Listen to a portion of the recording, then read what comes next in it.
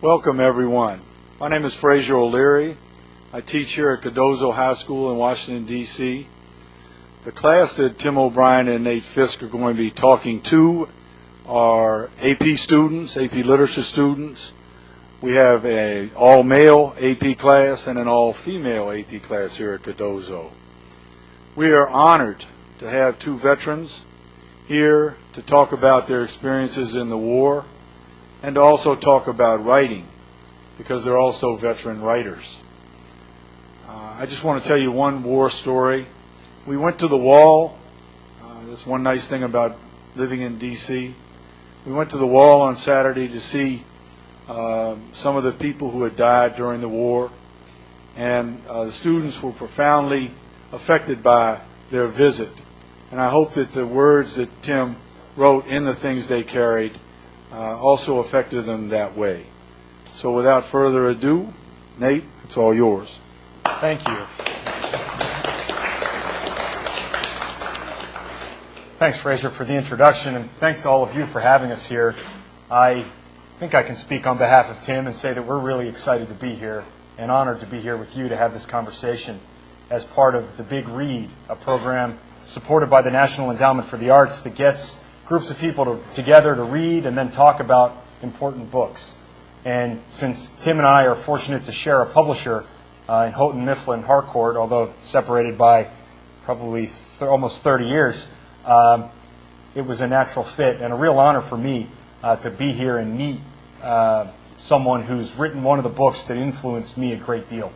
I joined the Marines in the late 1990s, peacetime, before 9/11, and ended up then serving in Afghanistan and Iraq, getting out and writing about it on my own in a nonfiction book that was published in 2005. And when I think back, I realize that I've read The Things They Carried 3 times. And the first time I read it was in college. And I read it because I enjoyed reading war stories and I like reading military history.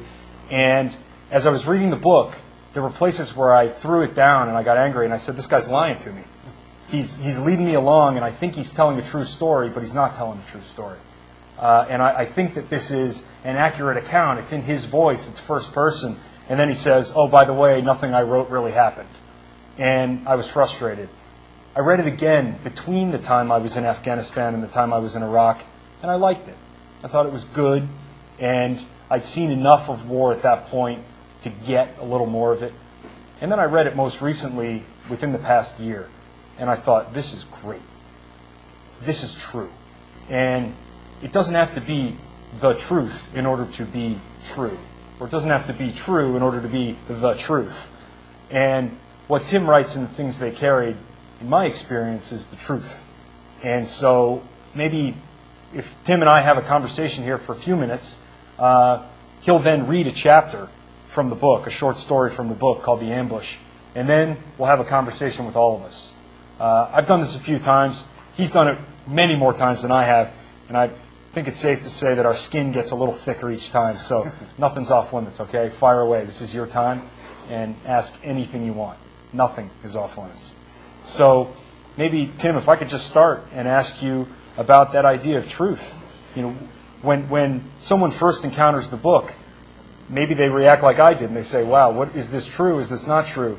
And how do you see readers relating to it and going along that evolution to maybe at some point finally saying, yeah, this really is an accurate, deep take on what happened? I think that's a great place to start because I know that especially high school and students in their early college years get frustrated by that.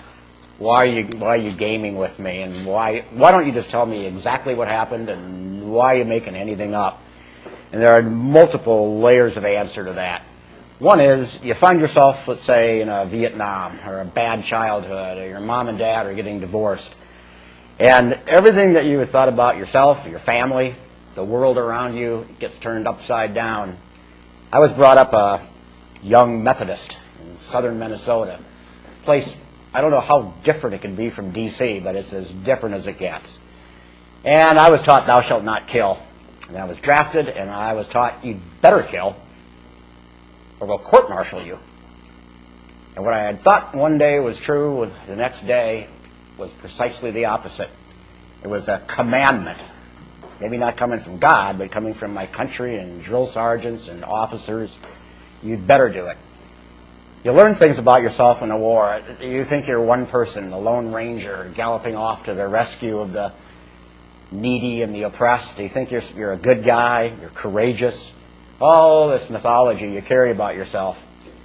And you get in a place like a Vietnam or an Iraq, collapsed marriage, and you find other things are true about yourself, that you're capable of things that are not Lone Ranger-y and Gene Autry-y. Is that a word? You don't even know who Gene Autry is, do you? He was like a cowboy, go off and, shoot the bad guys. But he was always wearing the white hat and doing the good stuff. And you find you're not that person. Well, that's an upsetting of truth in a big way. So for me, it was not playing games with you. It was to give you a sense of the fluidity and evolution of truth. It's changing. There was a time when we thought the world was flat, and we found out otherwise, and what was once true is no longer true. Or some girl you're madly in love with dumps you. She's told you weeks and weeks and weeks and weeks over all that time, I love you, I love you, I love you, and then your history. Well, what's true? Was she lying to you earlier on, or she just changed her mind? Truth changes. Truths can be contradictory. Like one thing can be true. Say, America is a great and good country. In a lot of ways, that's true. You could talk about the Bill of Rights and the Declaration of Independence and our Constitution, our political structures. You could wax eloquent for weeks. Or you could say America is a country that once permitted slavery. That's true. Jim Crow laws, they're true. You could talk about a My Lai, a massacre that happened in Vietnam. That's true. You could talk about robber barons and pinstripes, McCarthy hearings, all kinds of pretty bad stuff. Part of being an adult, part of learning, part of growing up is to learn with the ambiguity of truth. The truths can be contradictory and live right side by side. And that's a hard thing to grasp. It's even harder to grasp if it's hitting you personally. I was taken very reluctantly to fight that war in Vietnam. I was drafted. I did not enlist. I was not a volunteer. I was against the war, as you know if you read the book, and ended up going anyway. And I learned a truth about myself that I'll carry with me to the grave, which is that I have difficulty uttering the word no. I can't do it in elevators. If people say, how you doing? I'll find some way to be polite. To say no is one of the hardest things for this guy to do. I think that word should have come out of my mouth back then. It didn't, and I've paid a lifelong consequence, which I've tried to repay in a way through my writing. Tim, will you give me $5? Sure. All right. It's yours. I mean, I'll give you an example. My publicist, Lori Glazer's here from Houghton Mifflin, and I buzzed into town. I was in Philadelphia yesterday, and this limousine drove me down from Philadelphia, and this godforsaken ride coming in the middle of the night coming down here. Well, it comes time to get out of the limousine, and what do I tip this guy? So I think, well, God, he's got to drive back to Philadelphia. And I'm trying to adjudicate how much money I've got in my pocket versus this guy's 6 hours on the road. He's probably getting a pittance for it, These guys don't get money. So I ended up giving him $40. And this morning I wake up, that seemed pretty substantial. And I'm thinking, part of my mind is on Lori. Am I going to tell her I gave her 40, or should I just lie and be nice and say 20 or 10? Those are the things where it takes a certain amount of, standing up for what you think is right and doing it. The guy deserved 40, I gave it to him. And for me, coming from southern Minnesota, that's a hard thing. So there's your $5. This guy got 40. He asked for more. Tim, why'd you write it? And why'd you write it?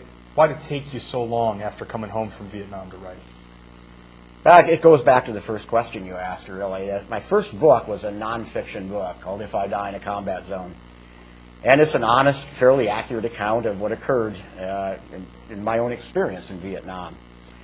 But I felt dissatisfied with the book. I felt it wasn't reaching into people's hearts and stomachs and turning on their tear ducts and fear glands.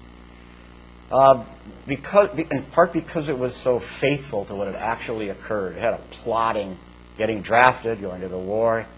It had an arc of storytelling that was so familiar as to be stale and not you couldn't lie in bed and I think and feel that you were in a combat in the same way that one can if you're reading the things they carried.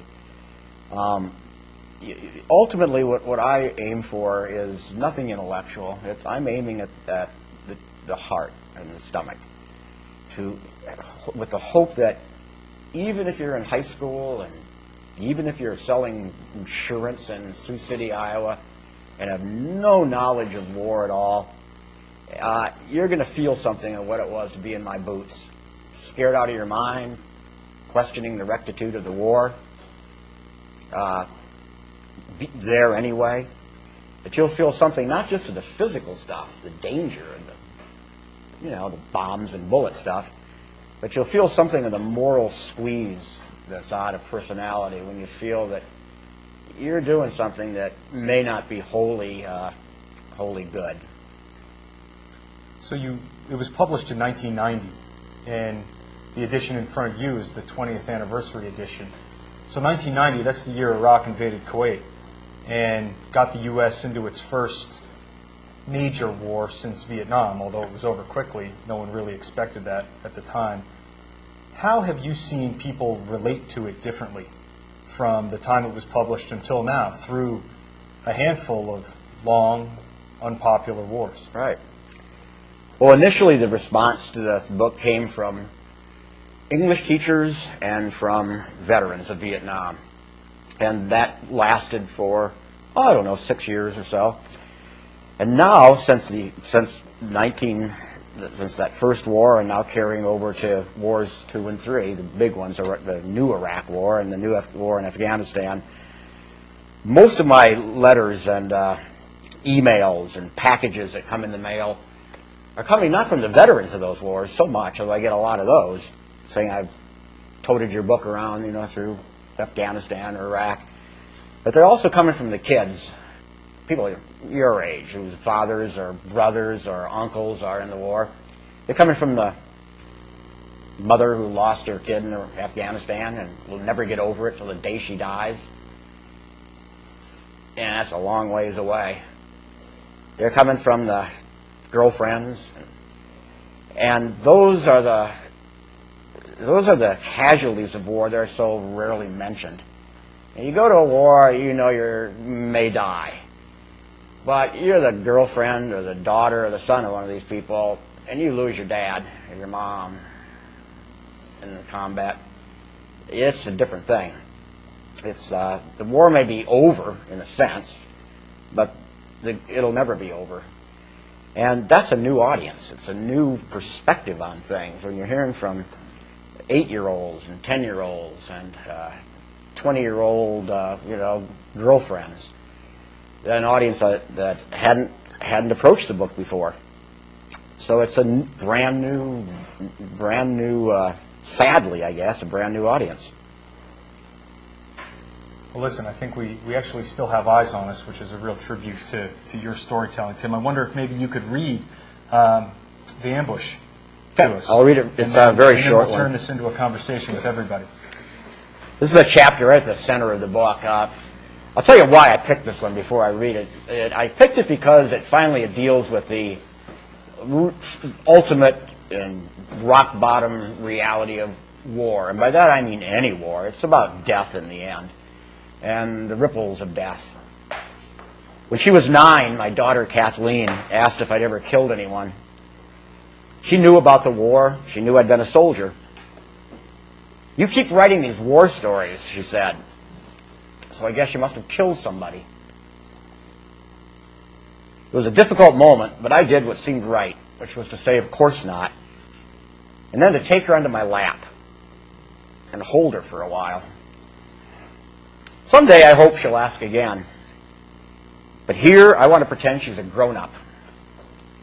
I want to tell her exactly what happened, or what I remember happening. And then I want to say to her that as a little girl she was absolutely right. This is why I keep telling war stories. He was a short, slender young man of about 20. I was afraid of him, afraid of something. And as he passed me on the trail, I threw a grenade that landed at his feet and killed him. Or to go back. Shortly after midnight, we moved into the ambush site outside Nikkei. The whole platoon was there, spread out in the dense brush along the trail. And for 5 hours, nothing at all happened. We were working in two-man teams, one man on guard while the other slept, switching off every 2 hours. And I remember it was still dark when Kiowa shook me awake for the final watch. The night was foggy and hot. For the first few moments, I felt lost, not sure about directions, groping for my helmet and weapon. I reached out and found 3 grenades and lined them up in front of me. The pins had already been straightened for quick throwing. And then, for maybe half an hour, I kneeled there and waited. Very gradually, in tiny slivers, dawn began to break through the fog. And from my position in the brush, I could see 10 or 15 meters up the trail. The mosquitoes were fierce. I remember slapping at them, wondering if I should wake up Kiowa and ask for some repellent, then thinking it was a bad idea, then looking up and seeing the young man come out of the fog. He wore black clothing and rubber sandals and a gray ammunition belt. His shoulders were slightly stooped, his head cocked to the side as if listening for something. He seemed at ease. He carried his weapon in one hand, muzzle down, moving without any hurry up the center of the trail. There was no sound at all, none that I can remember. In a way, it seemed he was part of the morning fog, or my own imagination. But there was also the reality of what was happening in my stomach. I had already pulled the pin on a grenade. I had come up to a crouch. It was entirely automatic. I did not hate the young man. I did not see him as the enemy. I did not ponder issues of morality, or politics, or military duty. I crouched and kept my head down. I tried to swallow whatever was rising from my stomach, which tasted like lemonade, something fruity and sour. I was terrified. There were no thoughts about killing. The grenade was to make him go away, just evaporate. And I leaned back and felt my head go empty, and then felt it fill up again. I had already thrown the grenade before telling myself to throw it. The brush was thick, and I had to lob it high, not aiming. And I remember the grenade seeming to freeze above me for an instant, as if a camera had clicked. And I remember ducking down and holding my breath and seeing little wisps of fog rise from the earth. The grenade bounced once and rolled across the trail. I did not hear it, but there must have been a sound, because the young man dropped his weapon and began to run. Just 2 or 3 quick steps. Then he hesitated, swiveling to his right, and he glanced down at the grenade and tried to cover his head, but never did. It occurred to me then that he was about to die.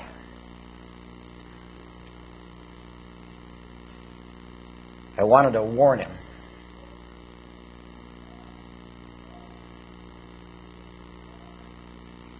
The grenade made a popping noise. Not soft, but not loud either, not what I'd expected. And there was a puff of dust and smoke, a small white puff, and the young man seemed to jerk upward, as if pulled by invisible wires. He fell on his back. His rubber sandals had been blown off. He lay at the center of the trail, his right leg bent beneath him, his one eye shut, his other eye a huge star-shaped hole. For me, it was not a matter of live or die. I was in no real peril. Almost certainly the young man would have passed me by. And it will always be that way. Later, I remember Kiowa tried to tell me that the man would have died anyway. He told me that it was a good kill, that I was a soldier, and this was a war, that I should shape up and stop staring and ask myself what the dead man would have done if things were reversed. None of it mattered. The words seemed far too complicated. All I could do was gape at the fact of the young man's body. Even now, I haven't finished sorting it out. Sometimes I forgive myself. Other times I don't. In the ordinary hours of life, I try not to dwell on it. But now and then, when I'm reading a newspaper, or just sitting alone in a room, I'll look up and see the young man step out of the morning fog. I'll watch him walk toward me, his shoulders slightly stooped, his head cocked to the side,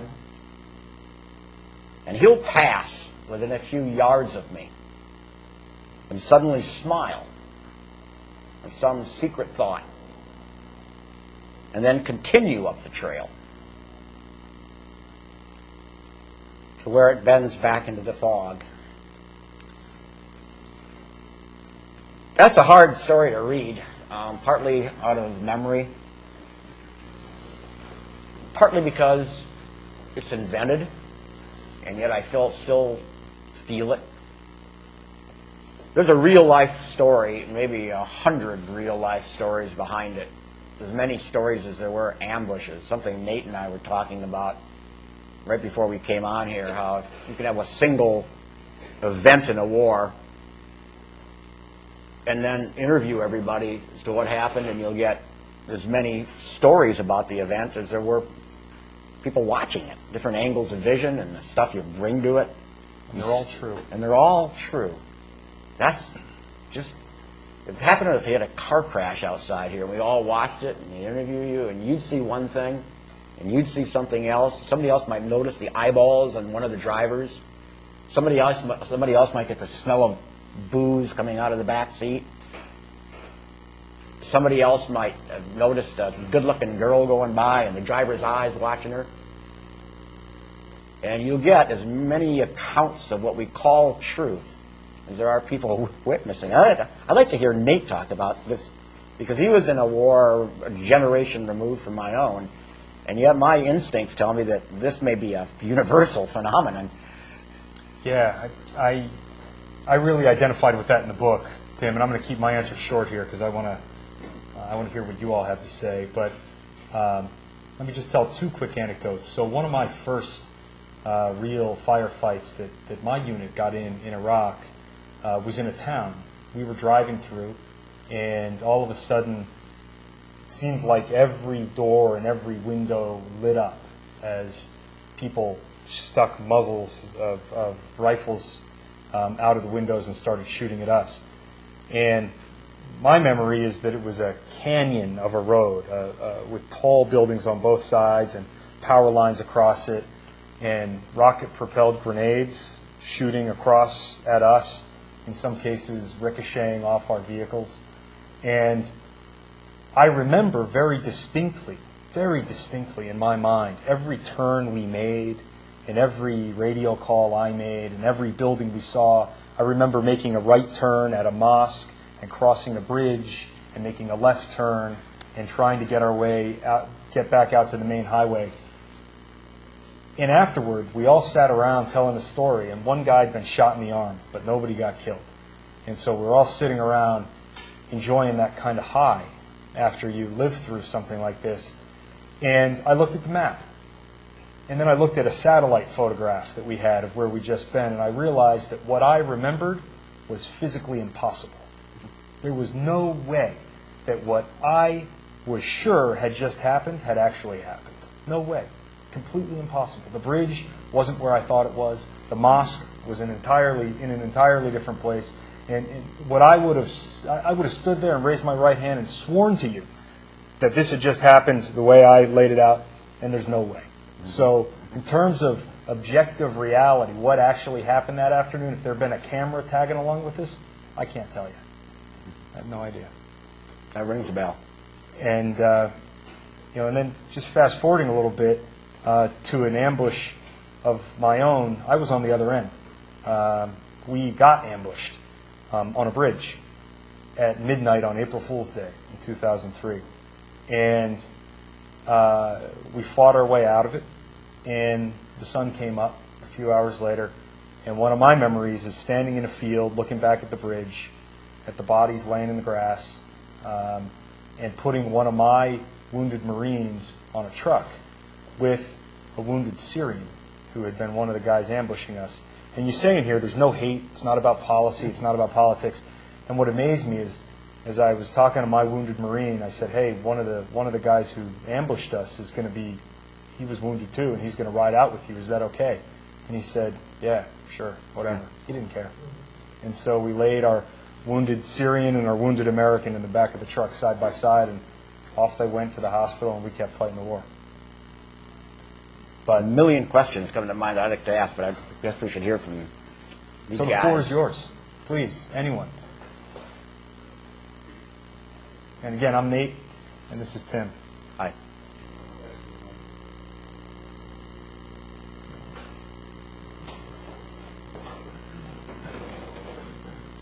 Thank you, Ivan.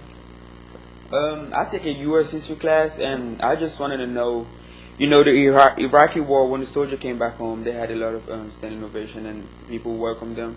I just want to know from your perspective in the Vietnam War. I've learned that the public didn't like the war very much, and how did you feel when you came back home, and how do you feel right now when the soldiers that are coming back home are getting a warm welcome? Mm-hmm. It's a great question. My answer is not going to be the standard. If you had 100 Vietnam veterans in here, I'd be the one guy who would give you this answer. The rest would say something different. So remember that.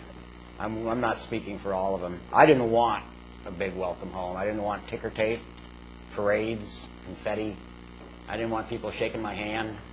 I wanted to vanish. I wanted to put on that baseball cap, those blue jeans, the sweater, and be done with it. The last thing I wanted was more military crap. I was sick of parades. I was sick of saluting my inferiors. I was sick of killing people, watching my friends die. I was sick of it. Most Vietnam veterans would say to you something different. Now I'm going to tell you what they'd say. They'd say they wanted the honor. They wanted to be thanked. I didn't want any of that. Most of the guys in my company were more or less, I don't want to make this too generalized, but more or less in favor of the war. They didn't know the first thing about it, but they were more or less in favor of a war to kill communists and stop the takeover of the country. They had bought into, I think, a kind of mythology that I hadn't. And they would say to you, I'm pretty sure most of them say, well, I was shortchanged in my return here. So I don't want to make it sound as if I'm speaking for them. They would have a different answer for you. There was a huge difference between the kind of person who fought in Vietnam and the kind of person with whom Nate served, including probably Nate himself. That by and large, the men with whom I served were draftees. They were yanked out of Dubuque and Sioux City and Harlem and D.C., and they went into the Army because they were drafted. Whereas in our two current wars, the people who are doing the dying and the killing are at least in the armed services by volition, willpower. They did it themselves. They weren't yanked out. in the same sense that we were. And I think, based on the people I've met who've come back from Iraq and Afghanistan, the men and women I've met, there's a more of a sense of pride those people feel than people who returned from Vietnam, a kind of pride and service. It partly comes from temperament, their own temperaments that would put them into the military in the first place. A kind of can-do attitude, I think more patriotic attitude. They've got 9/11 in the background that's shading a whole bunch of what's going on. A country under attack, which we didn't have. We were no 9/11s in my era. So that's part of what I'm curious to hear how Nate would answer exactly that question. I think the distinction between the drafted military and the all-volunteer military is the key to seeing the difference here. One of my fondest memories, actually, is from February of 2003, the month before the Iraq War started, when my unit got lifted up out of San Diego, where we all lived, and plopped down in the desert in northern Kuwait, in the middle of nowhere. And a week before, we'd been listening to the radio on our way to work, coming home and turning on the news while we cooked dinner, online, checking our email and reading news all day. We were being bombarded by information, like we all are in society today, unless you work really hard to get away from it. And then we got dropped down in the desert, and all of a sudden, all that external noise went away.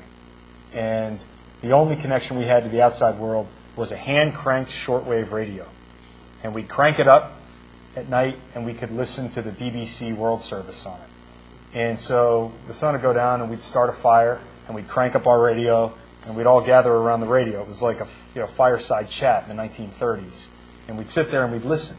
And we listened to protests in Washington and London. And we listened to Colin Powell testify at the UN about weapons of mass destruction. And we talked. And we were all volunteers.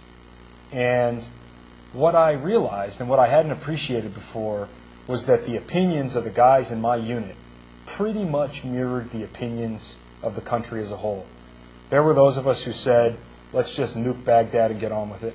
And there were those of us who said, this is the wrong war at the wrong time for the wrong reasons. But because we were all volunteers, everybody had sworn an oath, and they'd sworn an oath to the Constitution and to obey the lawful orders of a democratically elected government. And it wasn't about George Bush, and it wasn't about the Iraq War, and it wasn't about any particular policy. And so they'd have that conversation and then put their opinions on the shelf and go ahead and do their jobs as they saw it. So when we came home, I think I agree with Tim that I just wanted to be left alone. But I did want recognition from my guys. Mm-hmm. And the thing that I hated most was when people said, thanks for what you did over there. Because I wanted to say, if you knew what I did over there, you wouldn't be thanking me. Mm-hmm. But I appreciated the sentiment behind it. Mm-hmm. And I appreciated the fact that the country had learned a lesson, and that the country made a distinction between policymakers and the people fighting the war, whether they're volunteers or whether they're drafted. So I came home to a very different country than Tim came home to, and I'm grateful for that, because I think that our generation, by and large, will probably have an easier time sliding back into civilian life than yours did. I had an encounter. I was sent by Parade magazine, that Sunday supplement magazine, to Brooke Army Medical Center in San Antonio to interview the horribly maimed by the wars in Iraq and Afghanistan. By that I mean no legs, no arms, no noses, no ears, burn victims. They're really horribly maimed. And unlike my generation, when I began asking the questions about what do you think about the absence of weapons of mass destruction, did that bother you? That your avowed purpose for going to a war didn't exist in the way that, what if Pearl Harbor hadn't been bombed and it were all a myth and not in the real world? How would you feel? And not a single man nor woman. There was one woman who had been lost a leg in a rocket attack. Her Jeep had been hit. Not a single one of them answered with any sense of irony, any sense of being displeased by any of this. There was a uniform and then we're talking about many dozens of people I talked to there, without any exceptions, a kind of ferocious pride that zipped right over what in my generation would have been real contention. There would have been an edge or an irony to it all, where we would have been objecting to it or laughing about it or joking about it, which I think probably had to have happened under the surface with you people. And I want you, if you could talk about that. I don't know. I think one of the funny things about soldiers, in my experience, is that they're idealists at their core, but they're cloaked in a thick shell of cynicism and well irony. said. Well said. But there's something idealistic if you the center think of it. through it. Yeah. And you wrote about something that really resonated with me somewhere in the book. Tim says that when you're asking the question, what's the moral or what's the point? And maybe 20 years later, you're laying in bed at night, and all of a sudden it comes to you, but before you can really get your hands around it, it's already gone. It's already gone. And I think that's that sums it up for me. At the end of the day, and Tim was very clear that he's not speaking for the people he was with, and nor am I. But my experience was that they weren't doing it for policy. They were doing it for the people on their left and the people on their right. And there was a sense, again, because we were all volunteers, that we had to rely on each other. And there are times when, you're sick of who you're saluting, and you're sick of the missions you're getting, and there's just sort of a gallows humor, and you gotta sing about the lemon tree as you're throwing the body parts of your buddy down off the branches.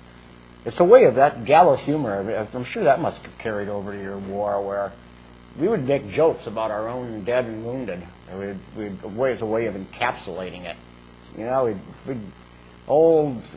had a guy whose nickname was Ready Mix, and he was an instant NCO. He got in his stripes like in a week and a half, and so we called him Ready Mix, and it's a kind of concrete thing. And once he was killed, old Ready Mix, Tombstone, Cement City, and it was a way of not of just respecting these guys. It was a way instead of protecting ourselves and the horrors. A lot easier to say, the guy got lit up than it is to say, Tom got dead. It lit up kind of moves it away from you, or greased, or wasted, all that lingo we'd have, as a way of sort of putting a shell around the horror. Did that happen with you guys? We had a team of 7. We worked in teams of 6 or 7, and I had one team leader who every time a new guy would join his team, the whole team would descend on the new guy, and they'd pick apart his gear, all the stuff you see strewn out behind us here. And the team would go around on the gear with a magic marker writing their names on the gear. And the new guy would be going, what's going on here? And they were all claiming his gear for when he got killed, who was going to get what. So, welcome to the team.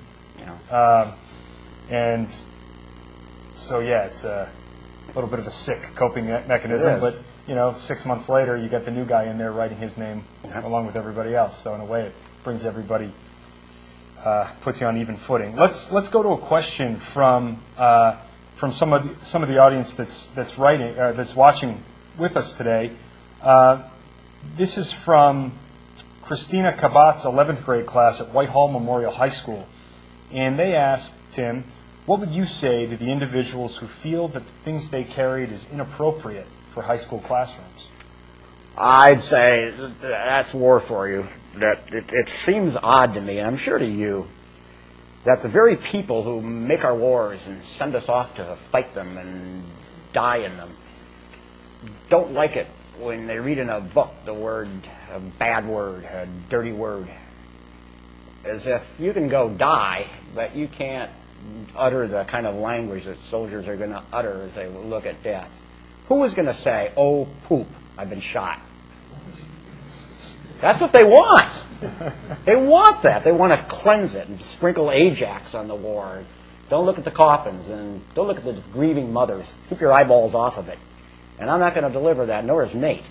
That if you're going to write a book, I'm telling as close to what the truth is as I can get at. And I'm not going to try to placate those who want to look away. They're perfectly willing to, utter the bellicose rhetoric of war and put their votes that way and spend the dollars on it, but they don't want to look at the consequences of it. And that's My job is I'm not an Ajax dude. I am the opposite, whatever the opposite is. An Ajax dude being somebody who cleans things up. Cleans things up. Mm-hmm. How do you feel? Oh, I agree. I think I agree with your sentiment entirely. If we're going to send people to war, then we as a country need to know what that means. And there was a big argument or fight recently about whether or not we should be broadcasting photos of flag-draped caskets on the news. My personal view, and the people who say we shouldn't be doing that, say that it's disrespectful of the families. And this argument came to a head, actually, the week Rosa Parks died, when Rosa Parks' flag-draped casket was on was being publicly viewed in the rotunda of the U.S. Capitol. Right. And what was disrespectful about that treatment? And so I feel the same way about the caskets of people who die in a war. There's nothing disrespectful about a photograph of a flag-draped casket. Not at all. In fact, there's something disrespectful about a systematic effort to eradicate it. It's just saying, hey, you're going to go to a war, you're going to die in it, but we're not going to let anybody look at your casket and that flag on it. Yeah. I would feel as if, what? You're sending me to a war and I'm going to die in your war, and you're not going to even look at my... What? I mean, I'd be all over it, and I think a lot of my buddies would have been. I think most soldiers would be that way. Floor is yours again. Yes. Good afternoon. My name is Nelson. During your stay in Vietnam, mostly speaking, what do you think was the heaviest thing you had to carry? And do you still, to this day, have to cope? Heaviest thing? Heaviest. And do you still have to cope with it to today? Yep. Boy, there was so much of it. There was a day that, this is, I don't know if I should even say this, but I will. What the heck? There was a day when a lieutenant, was my platoon leader over there, received a new weapon. It was not an M16. It was one of, I guess, what do you call it, M14 or whatever this predecessor was. The old, big, heavy weapons, and these things were used largely for sniper weapons. And you do a thing when you get a new weapon. It's called zeroing it. And there are these dials you turn, and you'd take aim at a tin can, and you'd see where the round hit, and until the thing shot straight. You turn these little dials. And this lieutenant, instead of zeroing it on a tin can, zeroed it on an old farmer out in the rice paddy, maybe 150 yards away, maybe a little more. And you could see the rounds plunking in the paddy because it was water, hitting here, here, here, as he brought it in. And he ended up shooting. He didn't kill the guy. He shot him in the leg. Well, I don't know. Somehow that took my breath away. The casualness of it all, and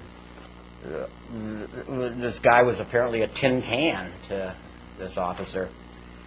It was in-your-face racism in a way, subhuman, not even racism really, kind of a subhumanizing thing. And this was a ranger and a Green Beret and the son of a minister, a man whose son I later met. His father came home, committed suicide not long after the war. This was breathtaking. It was breathtaking in part because he was beloved in my company. He was loved to the extent that I've met guys later who named their kids after him, give the kids his first name. Well, what do you say about it in the end? What you say is, man, that's something that people ought to know about, what war can do to you and how it can turn your head around. I doubt, in fact I know now, that he wasn't a bad guy, but he had been turned upside down by daily, repetitive, hourly violence and horror and sorrow. Like another image of this guy is him carrying a dead soldier, the first body I ever saw in Vietnam, over his shoulder and dumping it in a paddy. Dumping it with respect, but nonetheless, bodies are heavy, and you dump them. There's no graceful way to put one man to put a body down. It can't be done. It was breathtaking, heavy. I don't know if that's the word. I don't know, but it certainly locked itself in my head and hasn't gone away. It's a picture that'll come to me sometimes late in the night, and I'll jerk awake, and I'll see those rounds plunking into that paddy. I wonder if maybe we can ask the counterpart to Nelson's question from Nora Haldeman's 11th grade class at Penfield High School in Penfield, New York. What's the most valuable thing you carried back from the war? A love of and value of peace. I mean, here we're sitting in this room, and we're all at peace. But I bet nobody thought that until I said it. You don't sit there thinking, I'm at peace, I'm at peace, I'm at peace. You don't do that. But if you're in a war, man, you know you're in a war. It's loud, it's noisy, it brags. It's not shy like peace is. And it was that learning to value stuff that you think you're going to lose forever. Cold Coke and a Big Mac and your mom and dad and all the little stuff that attends the world we live in, but you don't value. Cold water, man, it's one thing to have a cold glass of water, and you dream about it when you're drinking water with leeches in it and algae and that. Man, you want a nice sterile cold Coke, you know. It's probably that stuff kills leeches. And so you eat enough, you know, beans and the stuff they used to put in sea rations. Man, you'll dream about a hamburger with. It's like, that's going to heaven. Sort of the hamburger first, and then a good-looking woman, and the hamburger's coming first. Because you're dreaming about it. That's something you're denied by the stuff you're eating. It's the little things, the Redskins, and a Saturday afternoon where things are nice out and the blossoms are around you and you're happy and whatever ever happens to you. In the real world, you don't even pay attention to that stuff. So if you think it's your due, but man, you don't have it, and that's all you can think about. And I learned to value that stuff in a way I don't think I ever had before. We have time for one more question. Fire away. Go ahead. Either way, go ahead. Maybe if you both ask, then maybe we can weave them together. We'll weave them quickly. together. Yeah. All right. My name is Mumtaz, and with things like the My Lai incident or the bombing in Dresden or the Iron Curtain hysteria that America tried to cause, how do you think that first of all reflects on how other countries view us and how we as citizens view our own country? Man, that's a great question. My name is Sean, and my question is, after writing all these books, is there still more that you have to say about the war, or is it pretty much it? Good question, too. I'll start it with his, end with yours. The answer to your question is I worry about how we're viewed. That it's easy to forget that one man's insurgent is another man's freedom fighter. It's easy to forget that. Your enemy is somebody else's patriot. And boy, did I witness that in Vietnam. That what we looked at and we denigrated as the gook and the slope and the dink and the BC and all that kind of racist talk was to another man, Nathan Hale, and that is the thing that's so easy to forget with the word enemy, where everything goes into the evil category. There's nothing good about them. They beat their wives and they hate their kids. They're just evil. They're subhuman evil. So it's I guess a way of making it easier to kill them, I suppose. And it's symptomatic, I guess, of every war. The Krauts, the Jerrys, the Gaps, the Nips, the Gooks in Korea. A way of making them seem they're just bad. And a country goes to war, and you start, wars are chaotic, and it's not like there's the enemy, and I'm going to kill you, and you might kill me. There's all this collateral damage, as they call it, where you're shooting everywhere. It's chaos, and sometimes you don't shoot straight, or sometimes you don't know where to shoot. And children are dying, and teenagers, and old men, and ladies. And it's not just the enemy who's dying. My theory about war in general is that it may be necessary at times, but you'd better understand that a bullet can make an enemy, not just kill one. You kill some kid, you got a lot of ticked off mommies and daddies and aunts and uncles and friends. You can manufacture enemies with bombs and bullets. You can make them. And I watched that happen in Vietnam, in a province called Quang Ngai, where we first arrived there, they were more or less indifferent to it all, but by the time we left, with all those burned hooches and dead people, there was very little indifference around the place. That goes to the My Lai question, which happened in Quang Ngai province. You have enough, and you know, atrocity comes in many varieties. It's not just gunning down 500 people. It can come in small ways, too. I remember an old man bringing up water from a well, blind as a bat. Nice old guy, 70 years old, giving us showers. Good water for good GI. And then one of my fellow soldiers, a guy named Tom, blonde, blue-eyed, son of Minnesota, took a carton of milk that had been brought in by resupply, and from as far away as I am from you, like 3 feet, hurled that carton of milk, hit the guy flush in the face. Well, he didn't die. He wasn't even wounded. He had milk on his face, a little cut. Well, what do you think if you're a kid looking at that? You think that's going to win hearts and minds, and America's going to be loved and beloved? That's the nastiness, the petty detail of war that I went through. And I felt more or less that we were making enemies in Vietnam. We were like a little enemy-making machine. They worked for us then. After we went through a village, that place, if they could have any sense of generosity and thanks toward America, it'd be a miracle. So, I'm not saying wars are unnecessary, but I'm saying you should understand what they're about. And that sometimes you're achieving precisely the opposite effect that you want to achieve through war. That's my answer. Do I have anything else to say? You heard it. I have that to say. To say it to you guys, to your faces, makes it a hell of a lot more important than to say it at a Kiwanis Club or a Lions Club, some grown-up group of guys in their bow ties and their suits. I want to say it to you, to watch out for this stuff. And I think Nate probably feels the same, but I know he does. We talked about it. We feel the same way about it. We're looking at the people we want to look at right now, and you. Well, thank you, Pleasure. all of you, for having us. Thanks to Cardozo. Thanks to Mr. O'Leary. Thanks to Houghton Mifflin Harcourt. This has been a great discussion. It's been an honor for us to be with you. Thanks most of all to Tim O'Brien. Thank you, It's been Nate. an honor to share this Thank with you all, guys. Thank you.